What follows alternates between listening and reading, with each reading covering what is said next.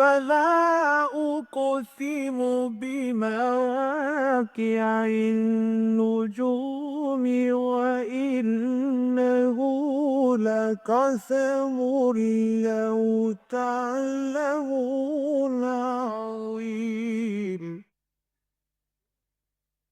إنه لقرآن كريم في كتاب مكنون لا يمسه إلا المطهرون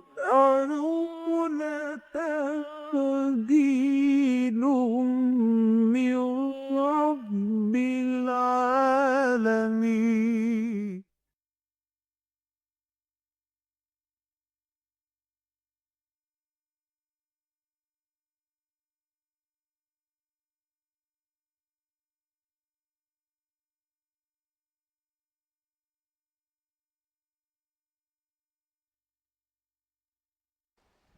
الحمد للہ الحمد للہ وکفا والصلاۃ والسلام علی عبادہ الذین اصطفیٰ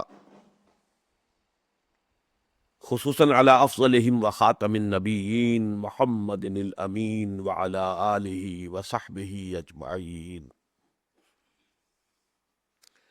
اما بعد فقد قال اللہ تبارک وتعالی کما ورد فی سورۃ آل عمران اعوذ باللہ من الشیطان الرجیم بسم اللہ الرحمن الرحیم شہد اللہ انہ لا الہ الا هو والملائکۃ واولو العلم قائما بالقسط لا الہ الا هو العزیز الحکیم ان الدین عند اللہ الاسلام وما اختلف الذین اوتوا الکتاب الا من بعد ما جاءهم العلم بغیا بینہم ومن یکفر بآیات اللہ فإن اللہ سریع الحساب فإن حاجوک فقل اسلمت وجہی للہ ومن اتبعني وقل للذین اوتوا الکتاب والأمیین أأسلمتم فإن اسلموا فقد اهتدوا وإن تولوا فإنما عليك البلاغ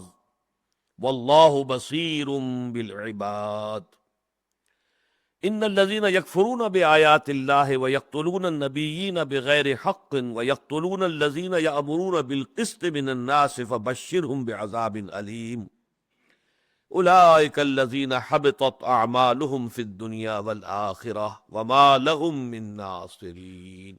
صدق اللہ العظیم. رب اشرح لي صدري ويسر لي امري واحلل عقدة من لساني يفقهوا قولي. اللهم ربنا الهمنا رشدنا واعذنا من شرور انفسنا. اللهم ارنا الحق حقا وارزقنا اتباعه وارنا الباطل باطلا وارزقنا اجتنابه. اللهم ارحمنا بالقرآن العظيم واجعله لنا اماما ونورا وهدى ورحمة.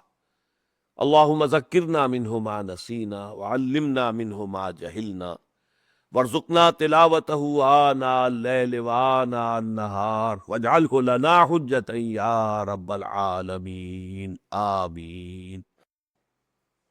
سورہ آل عمران کے بارے میں جو چند باتیں اس سے پہلے کئی بار میں نے عرض کی ہیں ان میں بعض امور کا اضافہ کر لیجئے.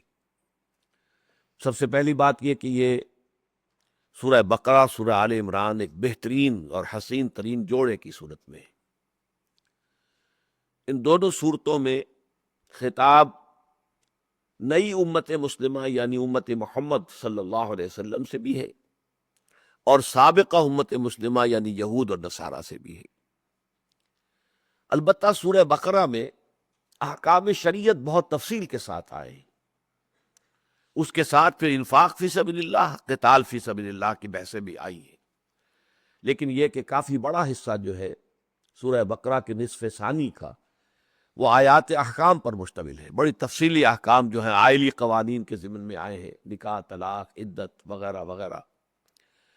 لیکن یہ کہ سورہ آل عمران میں احکام شریعت کا حصہ موجود نہیں ہے، بہت شاذ. صرف حج کی فرضیت کا حکم جو ہے وہ سورہ آل عمران میں آئے گا. باقی اور فقہی احکام سے یہ سورہ مبارکہ خالی ہے. البتہ یہ کہ پھر جو قتال کا معاملہ ہے اس پر بڑی مفصل بحث آئی ہے. 60 آیتیں جو ہے وہ غزوہ احد کے بارے میں ہیں. اس کا یوں سمجھیے کہ تقریباً 1/3 جو ہے اس پوری صورت کا وہ غزوہ احد اور اس میں جو بھی حالات و واقعات پیش آئے تھے ان سے بحث پر مشتمل ہے. تو وہ حصہ بہت بڑا ہے. سورہ بقرہ میں زیادہ تر خطاب بہت ہی ضمنی انداز میں کہیں نصارہ سے یا عیسائیوں سے ہوا ہے، اصل خطاب ہے یہود سے. جبکہ اس سورہ مبارکہ میں اصل خطاب ہو رہا ہے نصارہ سے، اگرچہ اس کے بعد دونوں کو اہل کتاب کے زمرے میں لا کر ان سے بھی ایک خطاب ہوا ہے، دعوتی اور ملامتی دونوں انداز میں. لیکن زیادہ تفصیلی گفتگو جو ہوئی ہے وہ الوہیت مسیح کے عقیدے پر ہوئی ہے کہ جس کے قائل جو تھے وہ نصارہ تھے. تو یہ کچھ چیزیں جو ہے مابیل امتیاز بھی ہے، ان میں مشابہت بھی بے پناہ ہے، لیکن یہ کہ بعض اعتبارات سے اس کے اندر اختلاف بھی موجود ہے. ایک اور اہم اختلاف یہ نوٹ کیجئے کہ جہاں سورہ بقرہ میں احکام شریعت آئے ہیں، وہاں اس سورہ مبارکہ میں احکام شریعت کا جو اصل ہدف ہے، جو غرض و غایت ہے، جو مقصود ہے، اس کو مرکزی مضمون کی حیثیت دیا گیا ہے. یعنی قیام نظام عدل و قسط. یہ اللہ نے احکام کیوں دیے ہیں، ان کا اصل مقصد کیا ہے، یہ غرض و غایت کیا ہے. جیسے سورہ حدید کی بہت مشہور آیت نمبر 5، لقد ارسلنا رسلنا بالبینات وانزلنا معهم الکتاب والمیزان لیقوم الناس بالقسط. ہم نے ہی بھیجا اپنے رسولوں کو علیہ الصلاۃ والسلام بینات کے ساتھ، واضح نشانیوں کے ساتھ، معجزوں کے ساتھ، واضح تعلیمات کے ساتھ. اور وانزلنا معهم الکتاب والمیزان، ان کے ساتھ ہم نے اپنی کتاب بھی اتاری، میزان بھی اتاری. یہ سب کچھ کس لیے؟ لیقوم الناس بالقسط، تاکہ لوگ عدل پر قائم ہوں. تو اب ایک تو پہلو ہے تفصیلی احکام، یہ کرو یہ نہ کرو، معاشرتی معاملات میں یہ ہے، مالی معاملات میں یہ ہے، سیاسی معاملات میں یہ ہے. اور ایک یہ ہے کہ ان سب کا اصل ہدف کیا ہے، مقصود کیا ہے، سب کا مطلوب کیا ہے. تو وہ ہے در حقیقت نظام قسط، عدل و قسط کا نظام، جس کو مجموعی طور پر ہے نظام عدل اجتماعی، اور اسی کا نام اسلام ہے. یہ دین حق جو ہے در حقیقت ایک نظام عدل اجتماعی ہے. وہ مضمون ہے کہ جو اس سورہ مبارکہ میں شروع ہوتا ہے. لیکن پھر یہ کہ اس کے آگے کی جو 2 صورتیں ہیں، سورہ نساء اور سورہ مائدہ، ان 2 بھی بڑے شد و بد کے ساتھ یہ بات آئی ہے. پہلی آیت ہے شہد اللہ انہ لا الہ الا ہوا والملائکۃ واولو العلم قائما بالقسط. اللہ گواہ ہے اس پر کہ اس کے سوا کوئی معبود نہیں. اب ظاہر بات ہے کہ اللہ کی گواہی سے بڑھ کر تو کسی کی گواہی نہیں ہے. اگرچہ یہ بات اپنی جگہ پر ہے کہ وہ تو اللہ کے ماننے والے، اور یہ کہ جو مانتے ہیں جی یہ کلام جو ہے قرآن اللہ کا کلام، ان کے لیے اس میں زور ہے، وزن ہے، بہت وزن. شہد اللہ انہ لا الہ الا ہو، خود اللہ گواہ ہے اس پر، اس کے سوا کوئی معبود نہیں. اگر اس نے کسی کو معبود بنایا ہوتا تو بتا دیتا تمہیں. کوئی چھوٹے معبود اپنے ساتھ رکھے ہوتے تو وہ بتا دیتا. جیسے جو سلسلہ سور ہے حوامیم، اس میں آیا ایک جگہ کہ اے نبی کہہ دیجئے قل ان کان للرحمن ولد فانا اول العابدین. اگر واقعتاً اللہ کا کوئی بیٹا ہوتا تو میں سب سے پہلے اس کی عبادت کرنے والا میں ہوتا. مجھے کیا ضد ہے؟ اگر میں اللہ کا بندہ ہوں، اللہ کی بندگی کر رہا ہوں، اللہ کی عبادت کر رہا ہوں، ہما تن اس میں لگا ہوا ہوں، اسی کے لیے تن من دھن میں نے لگا دیا ہے، اسی کے لیے پورا سرمایہ صرف کر دیا ہے، تو سوچو اگر اللہ کا بیٹا ہوتا تو میں اسے کیوں نہ پوچھتا. لیکن ہے ہی نہیں. بالکل وہ انداز ہے در حقیقت کہ شہد اللہ انہ لا الہ الا ہوا، ہے اس پر کہ اس کے سوا کوئی معبود نہیں. ہاں اس کے فرشتے ہیں، فرشتے جو ہے عباد المکرمون ہے، وہ اللہ کے بڑے، اللہ کے ہاں ان کا مقام ہے، رتبہ ہے. پھر ان میں ملائکہ جو ہے کہ جو بہت ہی قرب رکھنے والے ہیں، میں وہ ظاہر بات ہے کہ اللہ کا قرب انہیں حاصل ہے، نوری مخلوق ہے، اس میں بھی کوئی شک نہیں ہے. اور یہ کہ ان کو اللہ تعالیٰ نے اس کائنات کی جو حکومت ہے، یونیورسل جو ایک نظام یہاں قائم ہے پوری دنیا کا، یونیورس کا، ذمہ داریاں مختلف لوگوں کے، مختلف فرشتوں کے حوالے کی ہوئی ہے. کوئی بارش کا، کوئی ہوا کا، کوئی آگ کا، یہ ہے فرشتے ہیں کہ جو ان کی ذمہ داری کو نبھا رہے ہیں. میں سمجھیے تو اصل میں یہی تصور ذرا سا بگڑا ہے.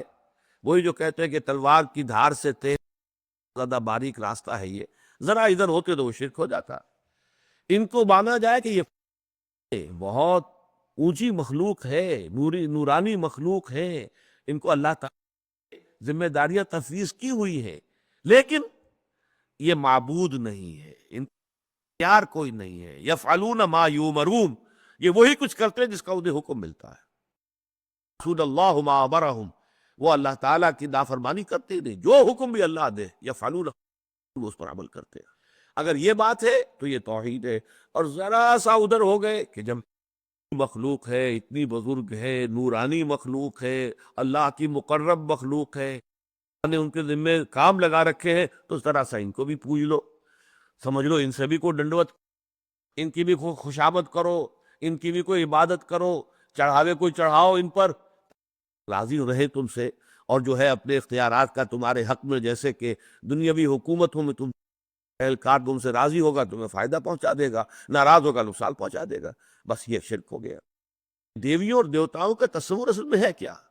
یہ گاڈز اینڈ گاڈیسز جو چھوٹے جی سے لکھے جاتے ہیں پورے یورپ میں، چاہے وہ رومن مائتھولوجی تھی اور چاہے وہ گریک مائتھولوجی تھی، ایک دو بڑی تہذیب تو یورپ جو ہے وہ وحشی لوگوں کا کہ سمجھیے کہ علاقہ تھا، تہذیبی تو وہ یورپ کے اندر یہ دو ہی تھی، گریک اینڈ رومنس، اور ان کی مائتھولوجیز میں بے شمار گاڈ، اگرچہ کیپیٹل جی سے، بڑے جی سے لکھے جانے والا گاڈ وہ ایک ہی، اس کی صفات میں یہ ہے کہ وہ اومنی پوٹنٹ ہے، اومنیشینٹ ہے، اومنی پریزنٹ ہے۔ اومنی پوٹنٹ یعنی علی کل شیء قدیر، ہر چیز کی قوت رکھنے والا، اومنیشینٹ ہر چیز جاننے والا، بکل شیء علیم، اومنی پریزنٹ ہر جگہ پر موجود، یہ صفات ہے اس بڑے جی سے لکھے جانے والے گاڈ کے، وہ اکیلا ہے، لیکن اس کے تحت گاڈز چھوٹے جی سے اور گاڈیسز یہ بے شمار ہے۔ تو یہی رومن مائتھولوجی ہے اور یہی گریک مائتھولوجی، یہی ہندوستان میں تھا، آلہا بے شمار، یہ جو ہے دیوی اور دیوتا، مہادیو وہ ایک ہی ہے، وہ مہادیو ہے، مہادیو ایک ہے، لیکن دیوی اور دیوتا بے شمار، یہی عرب میں تھا، آلہا بے شمار، اللہ ایک، وہ نہیں مانتے تھے، اللہ ایک ہی ہے۔ اور ان کے ہاں تو کوئی بیٹی وغیرہ کا تصور جو ہے وہ فرشتوں کے بارے میں استعارتاً کہہ دیتے تھے، جیسے عیسائیوں کا عقیدہ ہے کہ حضرت مسیح خدا کے بیٹے، اس عقیدہ وہاں نہیں تھا، لیکن وہی جو ہے ایمان بالملائکہ کی بگڑی ہوئی شکل کہ انہوں نے ان کو بتا دیا۔ بس یوں سمجھیے جیسا کہ میں نے عرض کیا، تلوار کی دھار سے تیز اور بال سے زیادہ راستہ ہے یہ توحید کا، ذرا ادھر ہو جائیں گے اور شرک میں مبتلا ہو جائیں گے۔ تو اس موضوع پر یہ آیت جو ہے بہت اہم ہے، شہد اللہ انہ لا الہ الا هو والملائکۃ، اللہ گواہ ہے کہ اس کے سوا کوئی معبود نہیں، اور تمام ملائکہ گواہ ہے اس پر کہ ان کے ہاتھ میں کوئی اختیار ہی نہیں، معبود ہے ہی نہیں، ان کی کوئی حیثیت بحیثیت معبود کے نہیں ہے۔ وہ تو یہ ہے کہ وَنَحْنُ صَافُونَ، ہم تو صفے بادے کھڑے رہتے ہیں، منتظر رہتے ہیں، جو حکم پروردگار کا ملتا ہے تعمیل کے اندر اب لگ جاتے ہیں، ہمارا کام تو صرف یہ ہے۔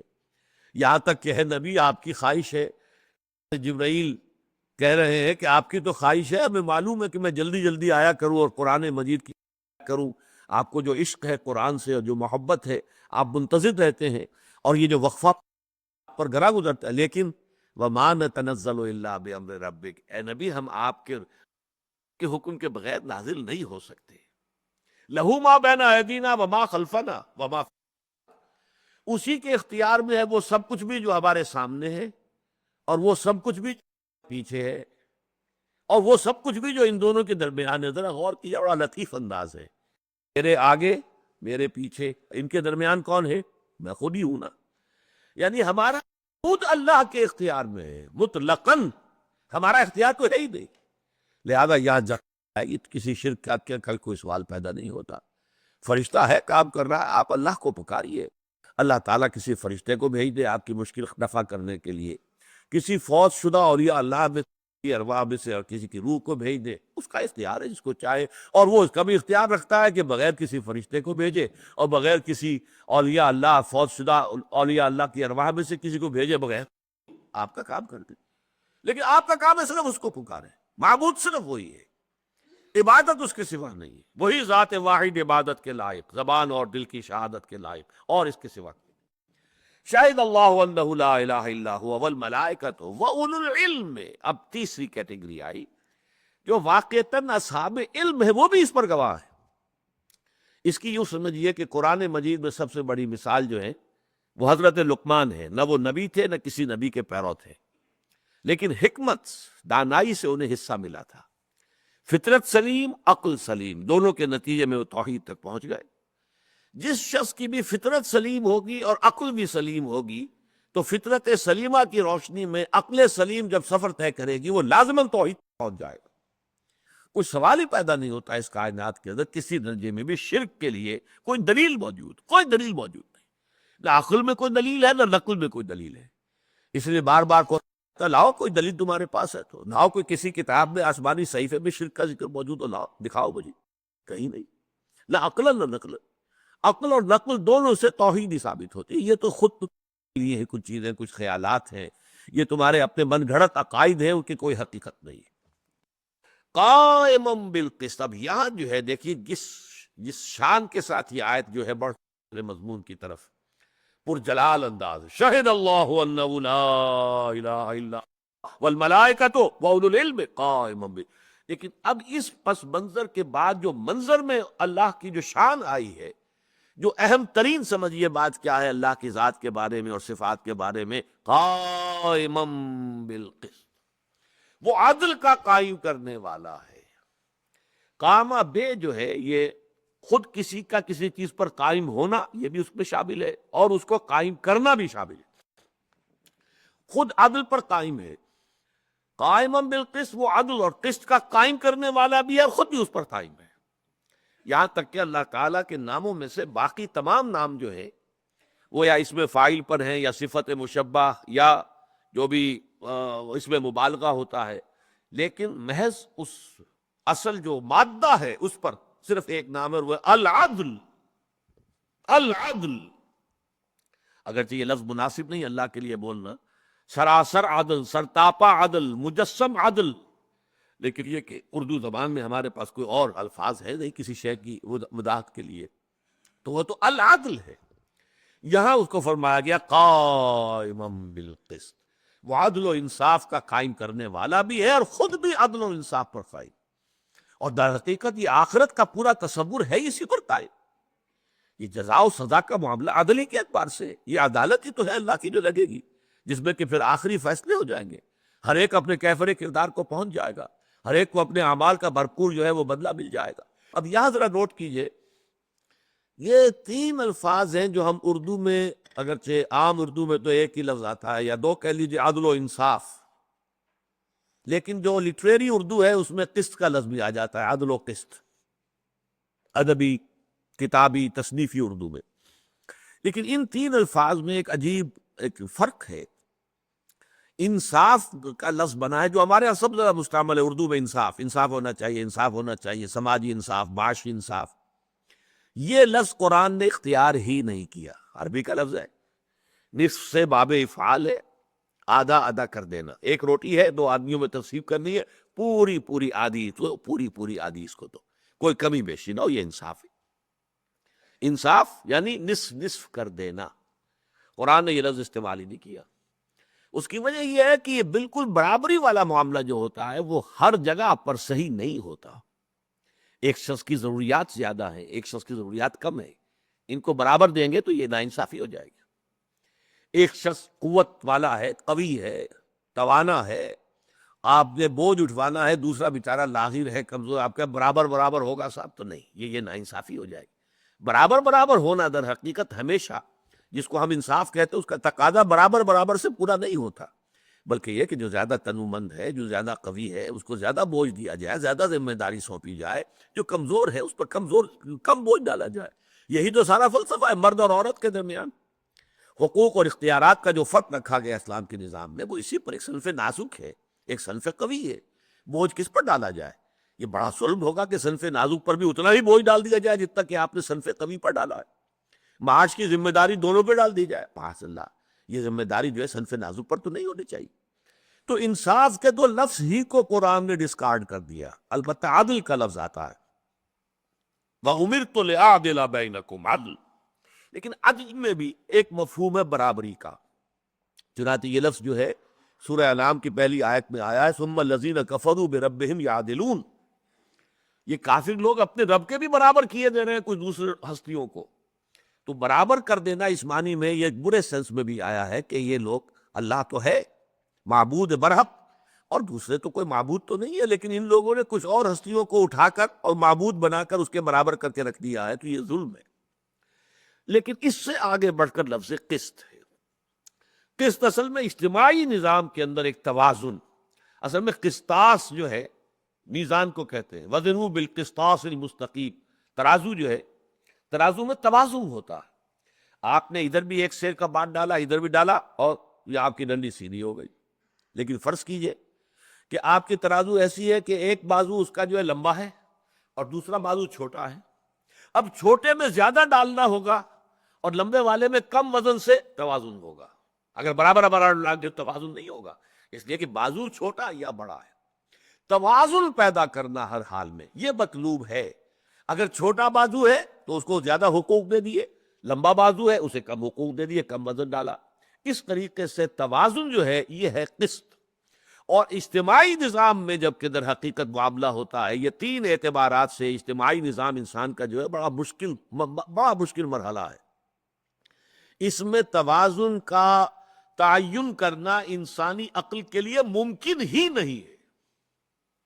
عورت اور مرد کے مابین توازن کیا ہو، بہت مشکل.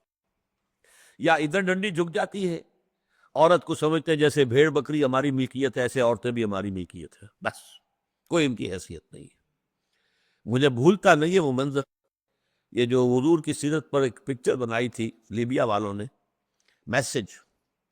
اس میسج میں جو گئے تھے مہاجرین حبشہ، ان کو لینے کے لیے بھیجے گئے تھے عمرو بن العاص، بعد میں ایمان لے آئے ہیں، فاتح مصر ہے رضی اللہ عنہ، لیکن اس وقت وہ کافر تھے اور بڑے سرداروں میں سے تھے.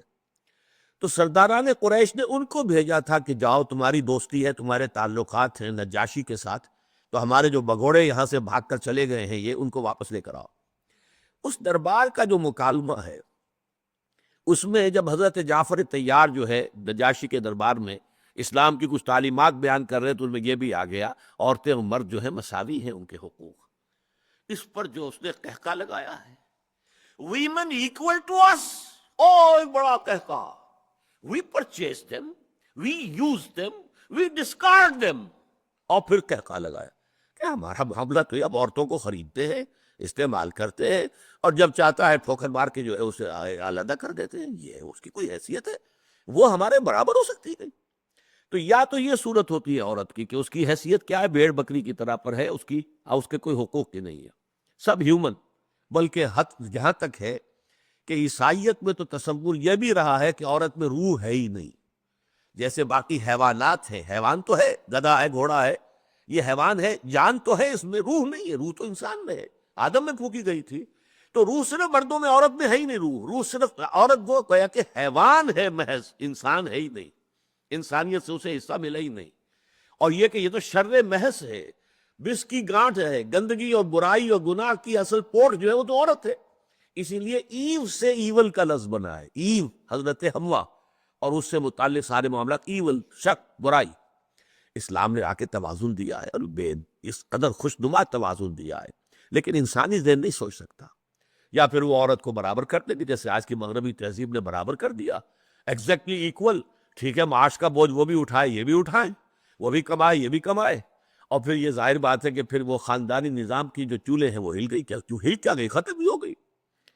آپ نے سوچا پچھلی سال جو تھا 1999 کا جو نیو ایئرس ڈے کا جو پیغام تھا، جو تقریر کی تھی کلنٹن صاحب نے امریکہ میں، انہوں نے کہا تھا کہ عنقریب وہ وقت آ رہا ہے کہ ہماری قوم کی اکثریت حرام زادوں پر مشتمل ہوگی.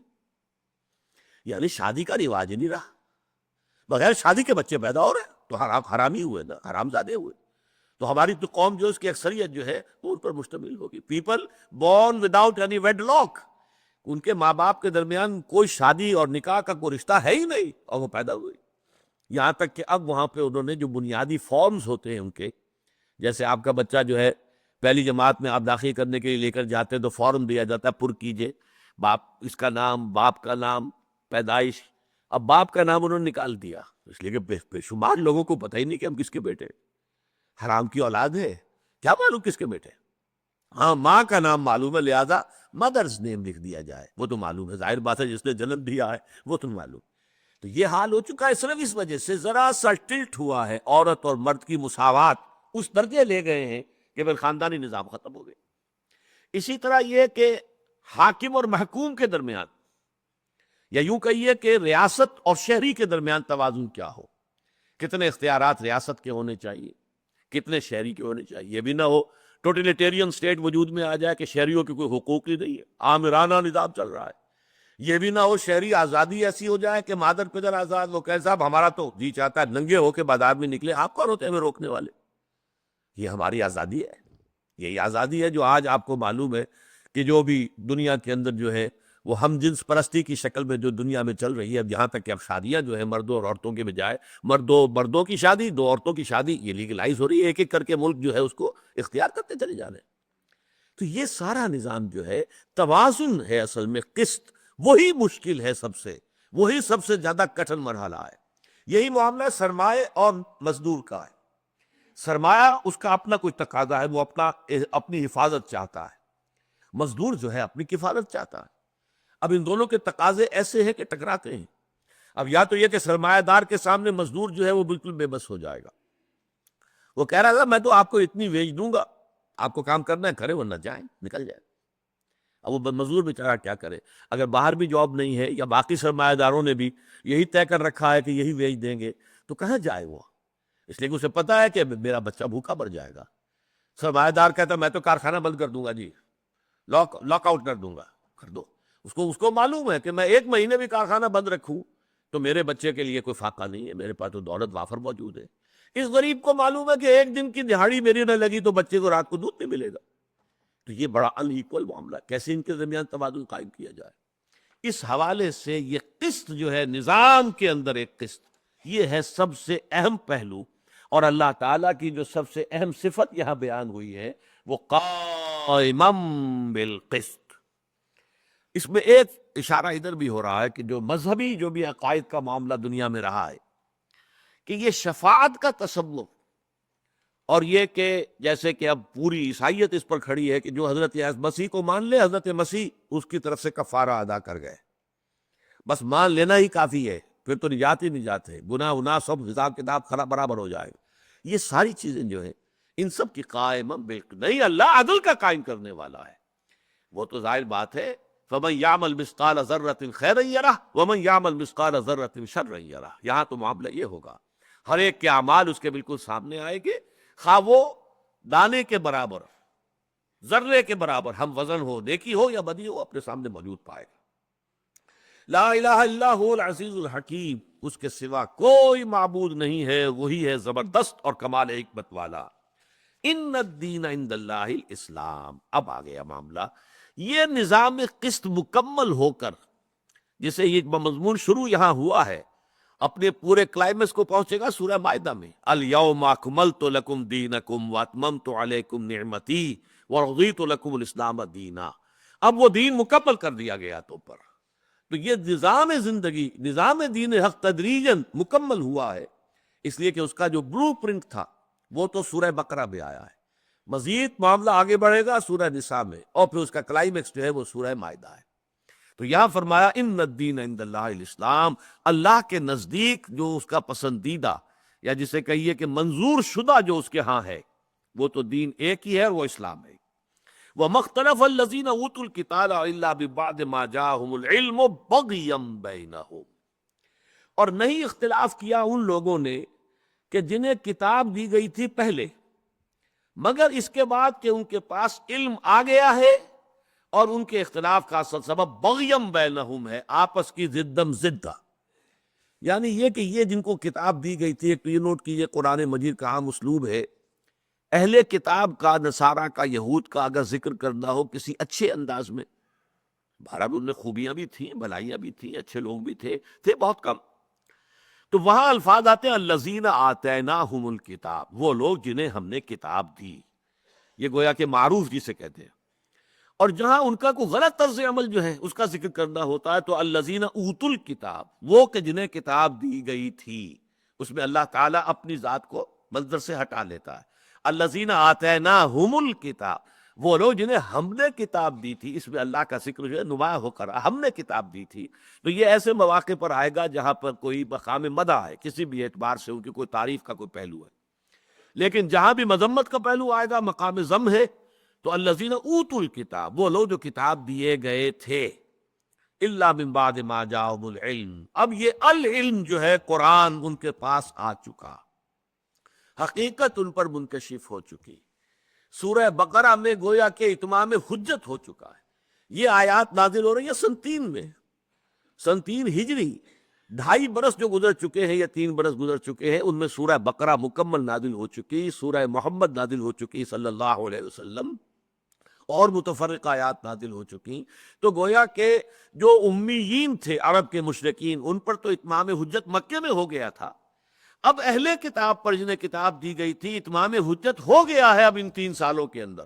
ان کے اوپر جو ہے علم واضح ہو چکا ہے، حقیقت منکشف ہو چکی ہے، ان کا دل گواہی دے چکا ہے. یہ وہی رسول ہے جس کے انتظار میں تھے ہم، اور جس کی کہ پیشن گوئیاں ہماری کتابوں میں موجود ہیں.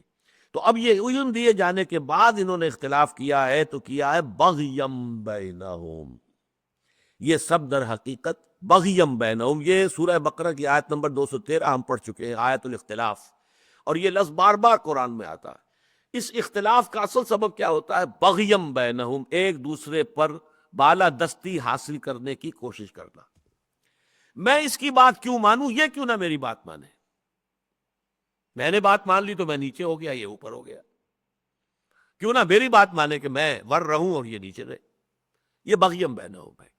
آپ کے علم میں ہوگا کہ جو جدید سکولز آف سائیکالوجی ہیں، ان میں سے ایڈلر کا جو ہے ویو وہ یہ ہے کہ انسان میں سب سے زیادہ پوٹنٹ جو ہے محرک عمل، وہ ہے حب تفوق، دی ارج ٹو ڈومینیٹ. آدمی ڈومینیٹ کرنا چاہتا. ہر شخص اپنی ہمت کے مطابق اپنے دوستوں کے اوپر بالادستی ہو جائے، اپنے ساتھ بیٹھنے والوں پر اپنی چرب زبانی کی وجہ سے وہ بالادستی حاصل کر لے، یا پھر یہ کہ اپنا اپنا حوصلہ ہے، اپنا اپنا میدان ہے، دنیا میں اقتدار حاصل کرے، حب جاہ، اختیار حاصل ہو جائے، اقتدار حاصل ہو جائے. تو یہ جو ہے در حقیقت، اور یہ اصل سبب بنتا ہے. آپ کی بات مجھ پر منکشف ہو گئی کہ بات یہ ٹھیک کہہ رہے ہیں، لیکن اگر میں نے مان لیا تو میری تو شکست ہو گئی، یہ جیت گئے. اب اڑے ہوئے ہیں آپ. نہیں، زدم زدہ، ادھر کی ادھر کی، اگرچہ دل گواہی دے چکا کہ بات صحیح ہے. صدیقیت جسے ہم کہتے ہیں، جو نبوت سے ایک درجہ نیچے ہے صرف، پھر ہے شہادت، پھر ہے عام صالح مسلمین. الذین انعمت علیہم کی جو تعبیر آئی ہے سورہ نساء میں، کہ وہ کون لوگ ہیں؟ اولئک مع الذین انعم اللہ علیہم من النبیین والصدیقین والشہداء والصالحین. ان صدیقین کا ایک اہم ترین وصف یہ ہوتا تھا، یا اب بھی ایسے مزاج کے لوگ ہوتے ہیں، کہ جن میں ہر وقت آمادگی ہو کہ جو سچی بات سامنے آئے، دل گواہی دے دے کہ بات ہاں بھائی یہ بات ٹھیک ہے، آپ کی بحثم بحثہ ہو رہی تھی، بھائی یہ بات آپ نے بالکل ٹھیک کہی ہے، میں غور کروں گا، یہ بات تو آپ کی صحیح ہے. یہ انداز ہونا چاہیے. یہ نہیں کہ اس میں بغیم بینہم کی وجہ سے، کہ اس کا تو مطلب یہ جیت گیا میں ہار گیا، یہ تو تالی پٹ جائے گی. دیکھنے والے بھی موجود ہیں لوگ، ہماری جو بحث ہو رہی تھی اس کو سن رہے ہیں لوگ، وہ سمجھیں گے کہ بس جی ان کی تو سٹی گم ہو گئی اور وہ جو ہے وہ جیت گیا. اس خطرے سے اگر آپ اڑے ہوئے ہیں تو یہ در حقیقت حق سے محرومی ہے. تو یہ ہے بغیم بینہم، ایک دوسرے کے اوپر بالادستی حاصل کرنا. حضور کو وہ ایسے پہچانتے تھے، یعرفونہ کما یعرفون ابناءہم. یہ سورہ بقرہ میں ہم پڑھ چکے ہیں. ان کے جو علماء تھے، ان کے عوام، ان میں بھی تھے وہ لوگ کہ جو کتاب کو نہیں جانتے تھے کہ کیا ہے. وَمِنْهُمْ أُمِّيُّونَ لَا يَعْلَمُونَ الْكِتَابَ إِلَّا أَمَانِيَّ. جیسے ہمارے ہاں ہے، اب بہت سے لوگ ہیں انہیں کیا پتا قرآن میں کیا لکھا ہے، حدیث میں کیا لکھا ہے، وہ تو جو مولوی کہہ دے وہ ٹھیک ہے. تو اصل فطور تو مولوی کا ہے. مولوی حق کو مانے گا تو سب لوگ مان لیں گے، مولوی نہیں مانے گا تو ظاہر بات ہے کہ عظیم اکثریت لوگوں کی تو وہ ہے کہ جو ان مولویوں اور ان علماء کی باتوں پر اعتماد کرتے ہیں. یہی معاملہ تھا کہ یہود کے علماء کا معاملہ یہ ہے کہ وہ سب پہچان چکے تھے، یعرفونہ کما یعرفون ابناءہم، ایسے پہچان چکے تھے جیسے اپنے بیٹوں کو پہچانتے تھے. یہ وہی نبی ہیں، نبی موعود، نبی آخر الزماں. لیکن بغیم بینہم، یہ راستے کا ان کا پتھر تھا. ہمارے ہاتھ چومے جاتے ہیں لوگ، ہم سے فتوے مانگتے ہیں، ہماری مسندیں ہیں، ہماری حیثیت ہے، سب ختم ہو جائے گی. اگر ہم نے محمد کی تصدیق کر دی صلی اللہ علیہ وسلم، ان پر ایمان لے آئے، تو ہماری کیا عزت رہ جائے گی. وَمَن يَكْفُرْ بِآيَاتِ اللَّهِ فَإِنَّ اللَّهَ سَرِيعُ الْحِسَابِ. اور جو کوئی بھی اللہ کی آیات کا انکار کرے گا تو وہ جان لے کہ اللہ کو حساب چکانے میں دیر نہیں لگے گی. یعنی میں نے یہ نیک کام کیے ہیں، میں نے یہ بڑی بڑی نیکیاں کمائی ہوئی ہیں، یہ کیا ہوا، یہ سارا حساب کتاب اللہ کو چکاتے دیر نہیں لگے گی. لیکن اللہ کی آیات کا انکار یہ سب کی نفی کرتے ہیں. یہ وہ بڑا زیرو ہے جس سے ضرب کھا کر بڑی سے بڑی نیکی جو ہے وہ زیرو ہو جائے گی. یہی بات آخر میں سورہ توبہ میں آئی ہے، اجعلتم سقایۃ الحاج وعمارۃ المسجد الحرام کمن آمن باللہ، ہے کیا تم لوگوں نے یہ مسجد حرام کے متولی ہونا قریش کا اور یہ پانی پلاتے ہیں حجاج کو، تم نے اتنی بڑی نیکی بنا دیا ہے کہ جو ایمان لائے اور جو اللہ کی راہ میں جہاد کر رہے ہیں ان کے برابر کی دے رہے ہیں ان کو. یہ تمہاری جو سینس آف ویلیوز ہے وہ ختم ہو گئی ہے، تمہارا اقدار کا پورا نظام تلپٹ ہو چکا ہے.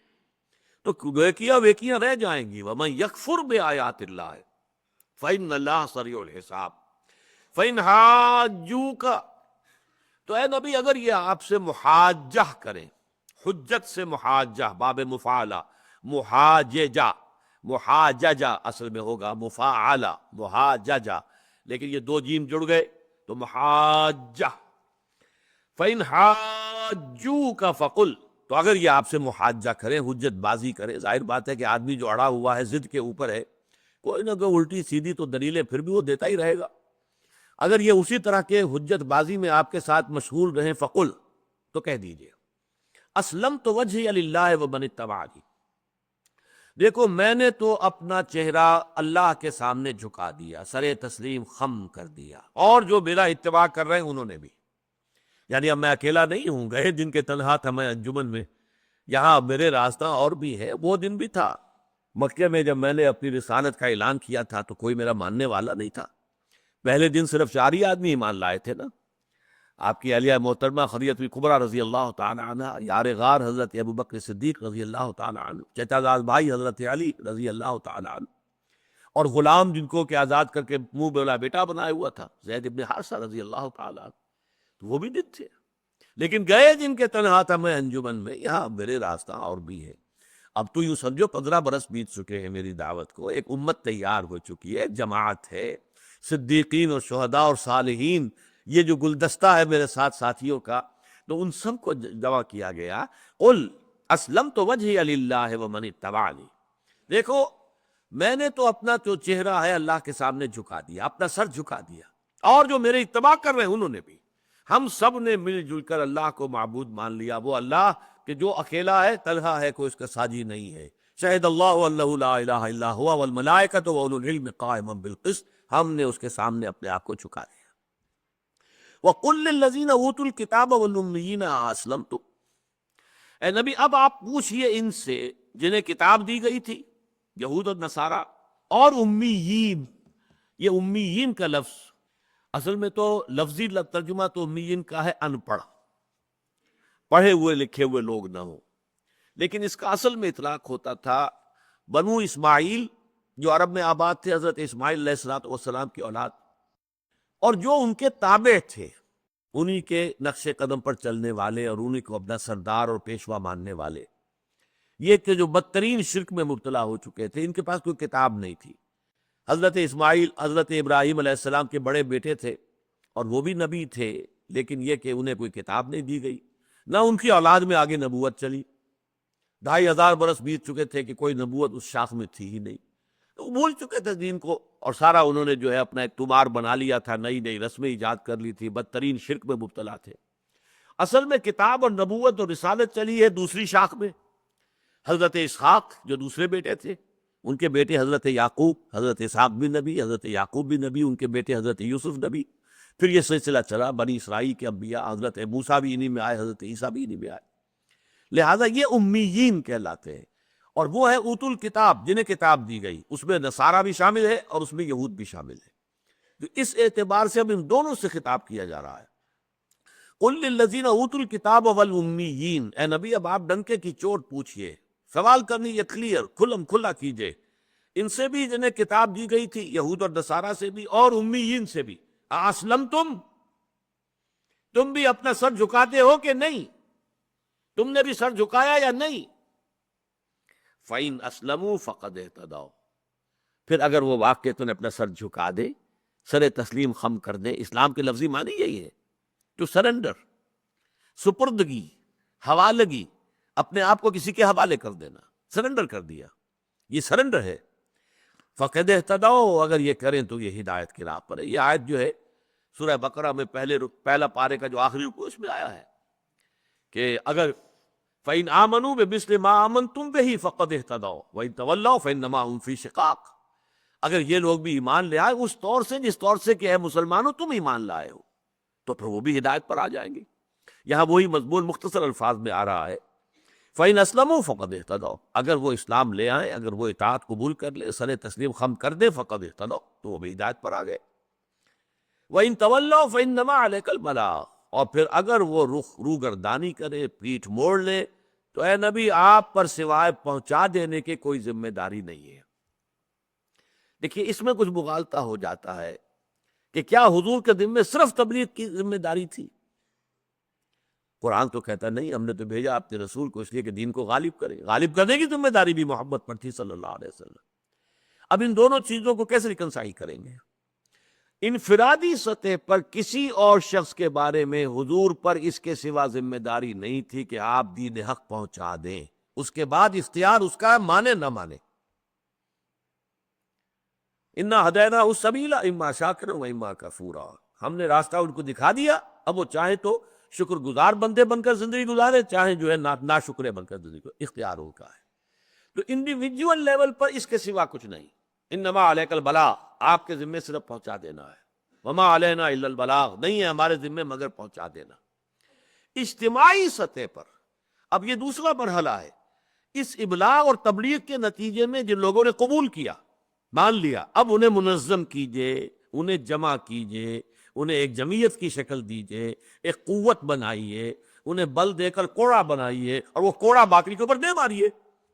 یہ دوسری ذمہ داری، یہ اجتماعی سطح کی ذمہ داری ہے، نظام کے ضمن میں ذمہ داری ہے، اور اس میں یہ ہے کہ جبر بھی ہوگا۔ اگر مسلمان میں دم ہو تو باطل نظام کو وہ قائم نہیں رہنے دے گا، لیکن کسی کو جبرن یہ نہیں کہے گا تم مسلمان بن جاؤ۔ انفرادی سطح پر اس کا اپنا چوائس ہے۔ چنانچہ یہی بات ہے کہ جو پھر جب عرب سے جب فوجیں نکلی ہیں صحابہ کرام کی، تو ہر جگہ جا کر تین آپشنز رکھے، ایمان لے آؤ، ہمارے برابر کے بھائی ہو جاؤ گے، برابر کے حقوق ہوں گے۔ ہم یہ نہیں کہیں گے کہ ہم سینئر مومن ہیں تم جونیئر مومن ہو تو ہمارے حقوق تم سے زیادہ، برابر، ایکول، آج ہی ایمان لے آؤ، برابر، ایبسولوٹلی ایکول۔ اگر یہ نہیں ہے تو یہ نظام تمہارا جو ہے یہ ہم ختم کر دیں گے۔ اس نظام کی بالادستی کو قبول کرو اور اس کے نیچے رہو، یؤتوا الجزیۃ عن ید وہم صاغرون، اپنے ہاتھ سے جزیہ پیش کرو، ٹیکس ادا کرو اور چھوٹے بن کر رہو۔ تو تم یہودی رہو، نصرانی رہو، ہندو رہو، سکھ رہو، پارسی رہو، آپ جو چاہیں رہیں، آپ پر جبر نہیں کیا جائے گا کہ مسلمان، لیکن نظام جو ہے وہ اسلام کا ہوگا۔ اور اگر یہ بھی گوارا نہیں ہے تو آؤ میدان میں، تلوار ہمارے اور تمہارے درمیان فیصلہ کرے گی۔ سیدھی سیدھی بات، بڑی کلیئر۔ اگرچہ جو امیید تھے عرب کے، کیونکہ حضور خود انہی میں سے تھے، بنی اسماعیل میں سے تھے، ان کی بہترین زبان میں ان پر کلام الہی نازل ہو گیا تھا، ان پر اتمام حجت کیا جا چکا تھا آخری درجے میں، لہذا ان کے لیے یہ آپشن نہیں تھا کہ تم چاہو تو مشرک بن کر بھی رہ سکتے ہو یہاں پر، جزیہ دو اور رہو اور مشتنائی نہیں۔ ان کے لیے تو ایک ہی راستہ تھا، یا ایمان لاؤ یا قتل کر دیے جاؤ گے۔ یہ سورہ توبہ کی جو پہلی 6 آیتیں ہیں، جس میں کہ براۃ من اللہ ورسولہ الی الذین عاہدتم من المشرکین، کہ اے مسلمانوں اس دوران تم نے جو بھی معاہدے مشرکین سے کیے وہ سب ختم، اللہ اس کا رسول اسے بری ہے۔ جن لوگوں کے معاہدے تھے بغیر کسی میعاد کے تعین کے 4 مہینے کی مہلت ہے، اور جن کے تھے کوئی میعاد تک اور انہوں نے اپنے کوئی غلط کام نہیں کیا تو ان کی میعاد پوری کر دو، اگر ان کا 1 سال کا تو سال پورا کر دو، نہیں تو اگر تو 4 مہینے کی مہلت ہے۔ فَإِذَا انْسَلَخَ الْأَشْهُرُ الْحُرُمُ فَاقْتُلُوا الْمُشْرِكِينَ حَيْثُ وَجَدتُّمُوهُمْ وَاقْتُلُوهُمْ وَخُذُوهُمْ وَاقْعُدُوا لَهُمْ وَاحْصُرُوهُمْ وَاقْعُدُوا لَهُمْ كُلَّ مَرْصَدٍ، تو ان مشرکین کو پکڑو، گھات میں بیٹھو، گھات لگاؤ، ان کو گرفتار کرو اور ان کو قتل کرو۔ سخت ترین آیت ہے۔ ان کے لیے تو تیسرا آپشن اگر تھا تو یہ تھا کہ وہ سرزمین عرب کو خیر بات کہہ کے چلے جائیں، جہاں سینگ سمائے چلے جائیں، ورنہ یہاں رہنا ہے تو مسلمان ہو کر رہیں گے، ورنہ قتل کر دیے جائیں۔ اگرچہ اس کی نوبت نہیں آئی، اس الٹیمیٹم کے بعد تمام اہل عرب جو ہے، عظیم اکثریت وہ جو ہے وہ ایمان لے آئے، اور صرف کچھ لوگ تھے کہ جو عرب چھوڑ کر پھر چلے گئے، پھر وہ وہاں رہے نہیں۔ بہرحال یہ بات کہی جا رہی ہے فَإِن تَوَلَّوْا فَإِنَّمَا عَلَيْكَ الْبَلَاغُ، اے نبی اگر یہ روگردانی کریں، آپ کی اس بات کو قبول نہ کریں، تو آپ کے ذمے ان کے بارے میں سوائے پہنچا دینے کی کوئی اور ذمہ داری نہیں ہے۔ وَاللَّهُ بَصِيرٌ بِالْعِبَادِ، اور اللہ تعالیٰ اپنے بندوں کو دیکھ رہا ہے۔ یعنی آپ نے ابلاغ کا حق ادا کر دیا یا نہیں، یہ بھی اللہ دیکھ رہا ہے۔ ان پر حق منکشف ہو چکا ہے یا نہیں، یہ بھی اللہ کے علم میں ہے۔ پھر یہ ضد اور ہٹ درمی کی وجہ سے اڑے ہوئے ہیں، یہ بھی اللہ کے علم میں۔ ہاں اگر کسی پر ابھی بات واضح نہیں ہوئی ہے تو ٹھیک ہے، اسے ابھی ہم اور مہلت دے رہے ہیں، اور سوچ لے اور غور کر لے، کیونکہ وہ سورہ توبہ والا حکم تو سن 9 میں جا کر آئے گا، ابھی تو 6 سال اور پڑے ہیں۔ یہاں تک کہ بدترین جو طبقہ تھا منافقین کا، انہیں بھی بار بار کہا گیا اب بھی توبہ کر لو، اب بھی توبہ کر لو، اب بھی پلٹ جاؤ، اب بھی رجوع کر لو۔ یہ تو سورہ توبہ میں جا کر دروازہ بند کیا گیا ہے کہ اب ان کے لیے توبہ کا دروازہ بند ہے۔ اب تو اللہ تعالیٰ نے ان کے دلوں پر مہر کر دی ہے۔ اے نبی برابر ہے ان کے لیے، آپ انہیں ڈرائیں یا نہ ڈرائیں، اور اے نبی برابر ہے ان کے حق میں، آپ ان کے لیے استغفار کریں یا نہ کریں۔ اگر آپ 70 مرتبہ بھی استغفار کریں گے ان منافقین کے لیے تو اللہ انہیں معاف نہیں کرے گا۔ لیکن یہ معاملہ سن 9 میں جا کر ہوا ہے۔ امیین کو بھی آخری جو ہے چیلنج دیا گیا ہے سن 9 میں، اور منافقین کے لیے بھی یہ بات کہ آخری ان کا جو ہے توبہ کا دروازہ بند ہے، یہ بھی سن 9 کی بات۔ ابھی تو یوں سمجھیے کہ ان آیات کا جو ہم مطالعہ کر رہے ہیں یہ تو سن 3 کی ہے، 6 سال پڑے ہوئے ابھی۔ ان الذین یکفرون بآیات اللہ ویقتلون النبیین بغیر حق ویقتلون الذین یامرون بالقسط من الناس فبشرہم بعذاب علیم، یقیناً وہ لوگ جو اللہ کی آیات کا انکار کرتے ہیں اور قتل کرتے ہیں نبیوں کو ناحق۔ اب یہ بھی بنی اسرائیل کی تاریخ کا ایک بڑا ہی یوں سمجھیے سیاہ باب ہے، انہوں نے بہت سے نبیوں کو قتل کیا ہے۔ حضرت یحییٰ علیہ السلام کا معاملہ یہ تو چونکہ یوں سمجھیے کہ ڈاؤن آف ہسٹری جسے ہم کہیں گے، حضرت عیسیٰ علیہ السلام ہی کے معاصر ہیں نا۔ حضرت مریم سلام علیہا، ان کو جو خوشخبری دی گئی تھی کہ تمہارے ہاں بیٹا ہوگا، اسی متصل قبل جو ہے حضرت زکریا کو یہ خوشخبری دی گئی تھی کہ اس بڑھاپے میں، جبکہ بیوی بھی بہت بوڑھی بھی ہو چکی تھی اور بانجھ رہی تھی ساری عمر، اس کو بیٹا دیا جائے گا، اور بیٹا دیا۔ وہ حضرت یحییٰ تھے، زکریا کے بیٹے، اور انہیں قتل کر دیا گیا صرف اس پاداش میں کہ جو اس وقت کا بادشاہ تھا وہ یہودی تھا۔ کہنے کو بعض لوگ یہ بھی کہتے ہیں کہ وہ بنا ہوا یہودی تھا، حقیقی یہودی نہیں تھا، لیکن جو بھی تھا، لیکن اس نے اپنی بھائی کی بیوی کو اپنے گھر میں ڈالا ہوا تھا بغیر کسی نکاح کے، اور اس کے بعد یہ کہ پھر اس سے جو بیٹی ہوئی تھی اس کو بھی پھر اس نے اپنے حرم میں داخل کیا۔ وہ سولمی جس کا کہ ڈانس جو اس پر جو پکچریں بنی ہوئی ہیں لوگوں نے، بہت عرصے تک یہ مشہور رہا ہے، ڈانس آف سولمی، یہ سب گندگیاں جو تھی یہ یہود کے اندر ہوئی۔ اور حضرت یحییٰ علیہ السلام جو کہ تنقید کرتے تھے کہ یہ غلط کام ہے، یہ حرام کاری ہے، یہ حرام خوری ہے، اور اس تنقید کی وجہ سے اس رقاصہ نے یہ کہا تھا، جب کہ اس نے رقص دکھایا ہے بادشاہ کو اپنا، اور وہ دت ہو گیا نشے کے اندر، مانگو کیا مانگتی ہو؟ اس نے کہا میں یحییٰ کا سر چاہیے مجھے۔ ایک دم چونک گیا۔ اس سے پہلے مطالبہ بہت کیا تھا اس کی بیوی نے بھی اور اس لڑکی نے بھی کہ اس کو قتل کرو، لیکن وہ کہتا تھا نہیں میں قتل نہیں کروں گا اسے۔ وہ مانتا تھا، کہتا تھا یہ بات کہہ رہا تو سچ ہے، ہم گناہ تو ہم کر رہے ہیں، اس میں کیا شک ہے، ہم گناہ کی زندگی میں مبتلا تو ہیں، یحییٰ یہی تو کہہ رہا ہے نا۔ لیکن یہ کہ اس کے بعد جب اس نے یہ کہہ دیا تھا کہ اب جو مانگو، اس نے کہا اچھا جو بھی میں مانگوں، کہ ہاں اچھا مجھے تو یحییٰ کا سر چاہیے۔ اڑ گئی اس پر، اور اس پر جا کر جو ہے جلاد گیا ہے، اور جہاں جیل میں وہ بند تھے سر قلم کیا، لا کر تشت میں رکھ لیا سامنے۔ تو نبیوں کے ساتھ یہ کچھ ہوتا رہا ہے تاریخ بنی اسرائیل کے اندر، نبیوں کے ساتھ ہوا ہے۔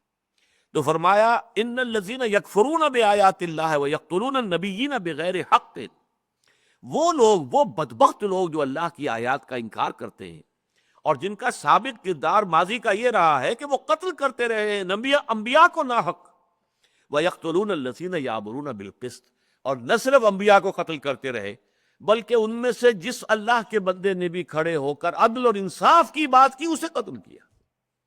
اب دیکھیے قسط کا معاملہ شروع ہوا تھا نا، شہد اللہ انہ لا الہ الا ہوا والملائکۃ واولو العلم قائما بالقسط، تو یہاں پر بھی امر بالمعروف کی بجائے امر بالقسط کا لفظ آیا، ورنہ اصطلاح جو ہے قرآن مجید کی وہ تو آپ کو معلوم ہے، امر بالمعروف نہی عن المنکر، ہر جگہ پر آتا ہے امر بالمعروف نہی عن المنکر، یامرون بالمعروف وینہون عن المنکر، تو یہ تو معاملہ جو ہے، لیکن یہاں پر اس کی بجائے ایک ہے معروف جو کہ انفرادی سطح پر ہوتا ہے، نیکی، بھلائی، خیر، اچھے کام، ایک ہے قسط، اجتماعی عدل۔ میں نے عرض کیا تھا کہ قسط کے لفظ کا تعلق جو ہے وہ ایک متوازن نظام زندگی جس کو کہ ہم کہتے ہیں آج کے دور میں یہ عادلانہ نظام زندگی، نظام عدل اجتماعی، سماجی انصاف کا معاملہ، سوشل جسٹس کا معاملہ، جس میں مرد اور عورت کے درمیان بھی توازن کا معاملہ ہے، اور ریاست اور افراد اور شہریوں کے درمیان بھی توازن کا معاملہ ہے، سرمایہ اور محنت کے درمیان بھی توازن کا معاملہ ہے، تو یہ ہے قسط۔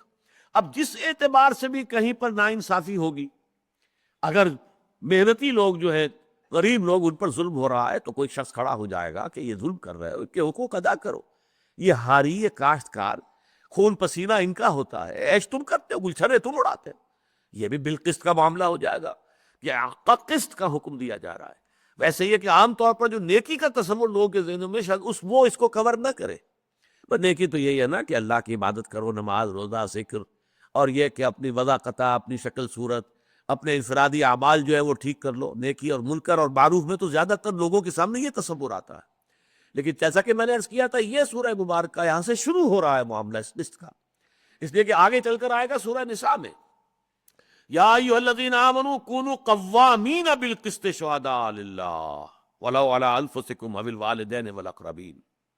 اس سے آگے چل کر معاملہ سورہ مائدہ میں آئے گا، یا ایھا الذین آمنوا کونوا قوامین للہ شہداء بالقسط ولا یجرمنکم شنآن قوم علی الا تعدلوا اعدلوا هو اقرب للتقوی۔ یہ سارا جو ہے اب یہ ڈیولپ ہو رہا ہے مضمون قسط کا، لہذا یہاں نوٹ کیجئے کہ امر بالمعروف کی بجائے امر بالقسط، عادلانہ نظام زندگی، اور اس میں جس پہلو سے بھی ظلم ہو رہا ہو، چاہے وہ زمیندار کر رہا ہے کاشتکار پر، یا وہ سرمایہ دار کر رہا ہے محنتی لوگوں پر، مزدوروں پر، یا مرد کر رہے ہیں عورتوں پر، جو بھی جس پہلو سے بھی ظلم ہو رہا ہے اس کے خلاف آواز اٹھانا، تو ان کو بھی قتل کرتے رہے۔ وَيَقْتُلُونَ الَّذِينَ يَأْمُرُونَ بِالْقِسْطِ مِنَ النَّاسِ فَبَشِّرْهُم بِعَذَابٍ أَلِيمٍ۔ تو اے نبی ان کو بشارت دے دیجئے بڑے دردناک عذاب کی۔ یہ بڑا سیٹائریکل انداز ہے قرآن کا، طنزیہ انداز ہے، انہیں بشارت دے دیجئے۔ بشارت تو کسی اچھی بات کی دی جاتی ہے، لیکن یہ بدبخت کسی بشارت کے مستحق رہ گئے، اب ان کے لیے کوئی اور بشارت ممکن ہے ہی نہیں، ان کے لیے تو خوشخبری ہی ہے، فَبَشِّرْهُم بِعَذَابٍ أَلِيمٍ أُولَٰئِكَ الَّذِينَ حَبِطَتْ أَعْمَالُهُمْ فِي الدُّنْيَا وَالْآخِرَةِ۔ یہی وہ لوگ ہیں کہ جن کے تمام اعمال اکارت ہو گئے دنیا اور آخرت میں۔ اب یہاں اس کے پس منظر میں وہ تصور ہے جو سورہ بقرہ میں ہم نے لیس البر والی آیت میں پڑھا تھا۔ لوگوں نے اپنے ذہنوں میں نیکی کے کچھ ایسے کام کیے ہوتے ہیں کہ وہ اپنے آپ کو تسلی دیتے، ٹھیک ہے بھائی میرے معاملے میں میں رشوت لیتا ہوں، یہ کام غلط کرتا ہوں، لیکن دیکھو میں نے مسجد بنوائی ہے، میں نے یتیم خانہ بنوایا ہے، میں نے فلاں کام کیا ہے، وہ ایک دل کو تسلی، نیک کام بھی تو ہم کر رہے ہیں نا آخر۔ اس طریقے سے اس کی میں نے تو بڑی تفصیل سے اس آیت کا درس جو میرے مفصل ہیں وہ بڑی تفصیل سے یہ بحثیں آئی ہیں۔ ڈاکو انتہائی یوں سمجھیے کہ یعنی خونخوار ڈاکو، وہ بھی اپنے دل کی تسلی کے لیے بیواؤں کی، یتیموں کی مدد کرتے، سرپرستی کرتے اپنے اپنے علاقے کے لوگوں کی، تاکہ دل کو تسکین دے سکے کہ ہم اگرچہ ایک طرف ہم نے کسی کا سر پیٹ پھاڑ دیا ہے، کسی اور کا کچھ اور کیا ہے، ڈاکہ ڈالا ہے، لیکن یہ کہ ہم یہ کام بھی تو کر رہے ہیں۔ یہ جو ہماری ریڈ لائٹ ایریا کی خواتین ہیں جسم فروشی کرنے والی، اب یہ جب یہ محرم کا جلوس نکلے گا تو کالے کپڑے پہن کر سب سے آگے وہی ہوگی، سبیلیں وہی لگائیں گی، دمال کھیلیں گی جا کر، عرس پرس ہو رہے ہیں، فلاں کے بھٹشا کا ہو رہا ہے، فلاں کا ہو رہا ہے، وہ دمال کھیل رہی ہے وہاں پر جا کر، وہ آ کے بڑا نیکی کا کام کر رہی۔ تو یہ نیکی کا اور بدی کا ایک امتزاج دنیا میں ہمیشہ چلتا آیا ہے۔ اس آیہ مبارکہ میں واضح کیا گیا نیکی کی اصل حقیقت کیا ہے، دل کے اندر ایمان اور یقین، اور پھر اس کے بعد عمل کے اندر بھی پہلے کیا پھر کیا پھر کیا۔ تو وہ تو ایک عظیم آیت ہے سورہ بقرہ کی آیت نمبر 177 آیت البر۔